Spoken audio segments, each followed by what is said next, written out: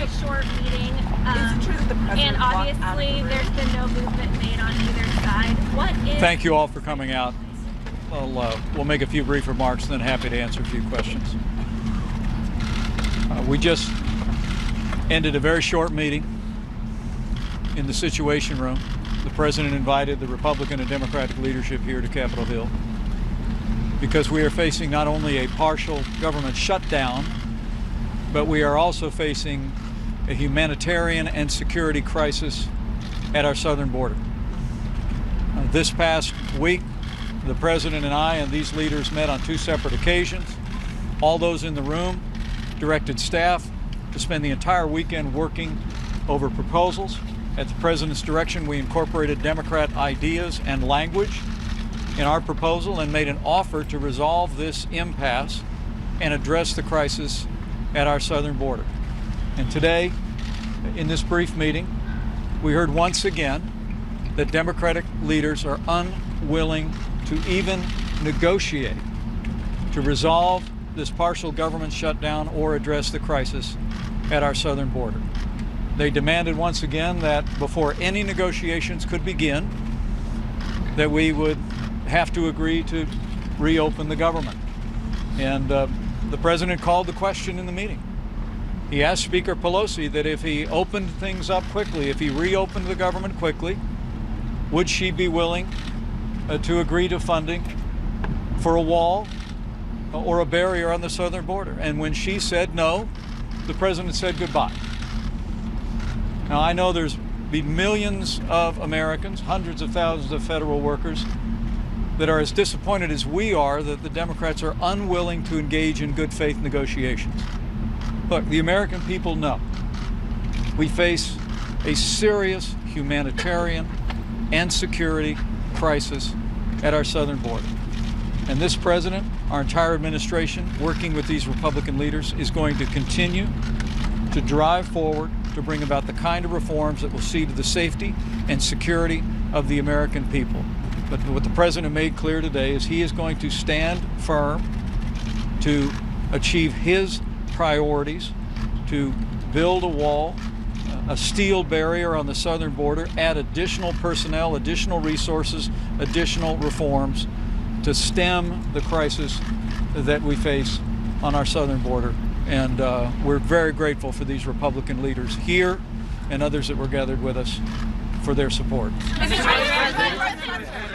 I want to clarify a few things. As I just listened to Senator Schumer, I know he complained the time that you had cameras in the meeting. I think we need to bring them back, because what he described the meeting to be was totally different than what took place. When we entered the room, the president, again, calling all the leaders together to solve this problem. He even brought a little candy for everybody. He started off talking a little bit about wanting to get this solved. He even spoke last night saying in 45 minutes, he says, but I think we could do it in 10. I want to turn the floor over, the president said, to Speaker Pelosi and Schumer. Tell us what offer you have, because we all had in our hands from the weekend's work of the vice president, and every office had staff there, about where we were. The different offers, the increases of the work that you've done to secure this border. So we turned to Speaker Pelosi. She began to argue whether we even have a crisis or whether facts are true. Turned to Schumer, again, who said we just have to open the government up. The president would go back and forth in a negotiation in a very respectful way. I saw Schumer continue to raise his voice. The president then turned to the speaker and politely asked her, okay, Nancy, if we open the government up in 30 days, could we have border security? She raised her hand and said, no, not at all. The president calmly said, I guess you're still not wanting to deal with the problem. The president wants to solve this problem. That's why he continues to bring us down. That's why he's put offers on the table. Not once have the Democrats offered anything back. The entire time I've been in these meetings, they want to just argue so people can't present a fact. They want to argue and debate whether what comes across this southern border. People are hurting. And as I've said before, I will work with anyone that wants to move America forward and wants to secure our border. This is the goal that everybody in that room, every Democrat said in that room, they're for border security. But you ask me, what American believes border security does not have some form of a barrier? It's only the Democrats sitting in that room, have I ever found. And the way they have displayed and their behavior is embarrassing to me.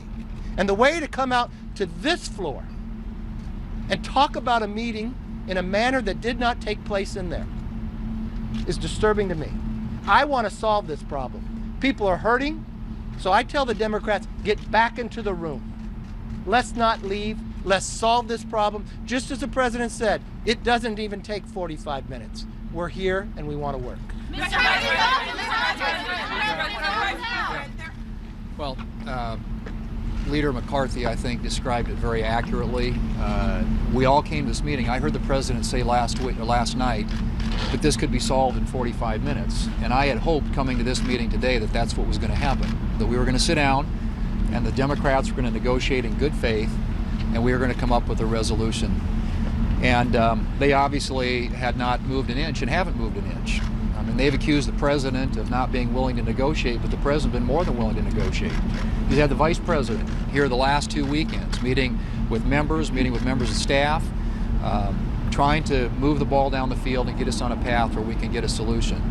And the answer today to the president's question, and that is exactly how it was phrased, and that is that Speaker Pelosi, if I were to open up the government today, 30 days from now, would you support any funding for border security, for a wall? And she said no. And I think the president clearly interpreted that, as he rightly should have, as clear evidence the Democrats have no interest right now in trying to solve this problem. They clearly want the political issue. Mr. Vice President, where do you go from here?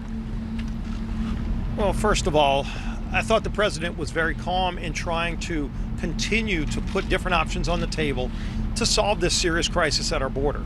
Last night he laid out some of the problems and challenges that we're facing as a country and how we can get a solution. Today what he did was start to offer some more ideas. And look, our teams worked over the weekend, and we can talk about terms all day long, but at some point the other side has to put a counteroffer on the table. No is not a valid answer if you're serious about solving this problem. And so as the president started off laying out not why he wants $5.7 billion, but why the experts who are tasked with securing our nation have said it's going to take $5.7 billion to secure the border and deal with this crisis, including building a wall.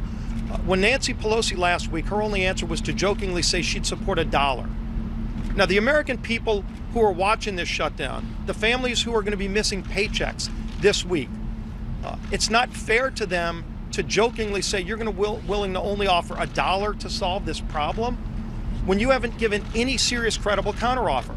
The president's laid out many different options. The president's even said he'll change the definition of a wall to work with Democrats. He'll move off of the number. He even sent the vice president down weeks ago to offer a negotiation that would involve a lower number than what our national security experts have said. And not one single time have the Democrats offered a counter other than to say $1.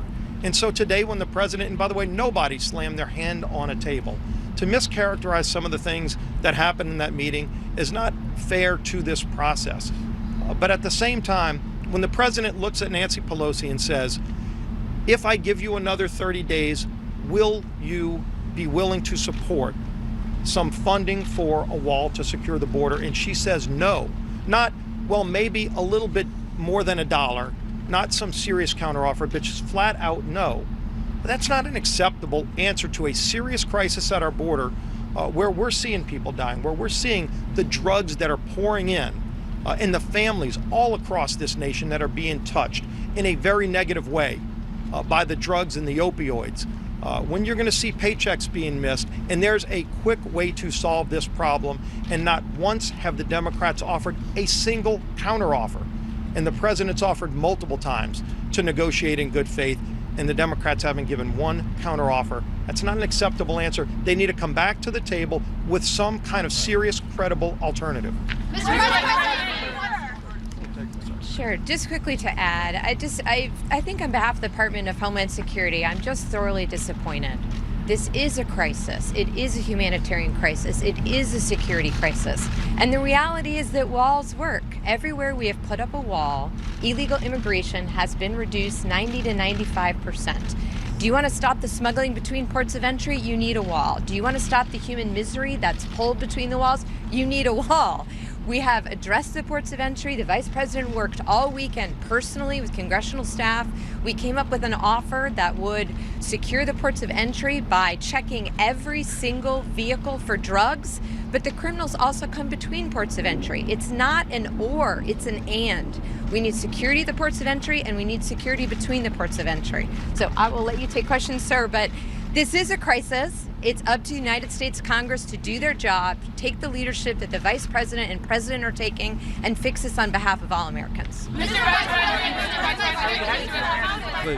can't hear you. Vice President, you said at the beginning that the President is standing firm on his demands for his border wall. How is that compromised in this context? And what are you going to say to, 800,000 federal workers not getting their first paychecks this Friday, TSA workers, Secret Service agents, people whose job it is to protect people? What do you say to them this week as we're going into 20 days of a shutdown? Well, I'd say to every American that this president and this administration takes very seriously our solemn obligation to do what's necessary to protect the American people and uphold our laws. The offer that we put at the president's direction on the table, the offer that was in front of Democrat leaders again today in the Situation Room, represents a combination of approaches. Certainly there's the president's wall, a steel barrier on the southern border, that the president's put his number on the table. But we've also added additional resources for personnel, additional reforms, humanitarian assistance, changes in our asylum laws, some of which was informed by our earlier discussions with Democrat leaders. We've been working in good faith over the last 3 weeks to resolve not just this partial government shutdown, but to address what is an undeniable crisis at our southern border. Even the Washington Post called it a bona fide emergency. We have 60,000 people a month being apprehended at our borders, and 2/3 of them are now families and unaccompanied minors. That's not a situation that our Border Patrol system was ever designed to deal with. And so we need reforms, we need changes, we need a wall, a physical barrier. But what I think would have to be distressing to 800,000 federal workers and to tens of millions of Americans is the answer in all of this from the Democrats is we will not negotiate. So, Mr. Vice President, I'm sorry. how does it help that the President walked out of the room? How is that getting closer to a solution? Well, I think the President made his position very clear today that there will be no deal without a wall. There will be no deal without the priorities the President has put on the table. But if you could look at the proposal that the President directed us to offer this weekend after spending 2 days with senior staff, 2 meetings with leadership, it reflects Democrat priorities as well. But frankly, as we continue to hear about the idea that Congress, and I know there'll be votes tomorrow, that the House will take up bills to open portions of the government, and the President literally called the question. He said, if I opened up the government quickly, would you agree to border security and a wall? The Speaker of the House said no. And at that point, I think the President thought there was no longer any reason to be talking at this meeting.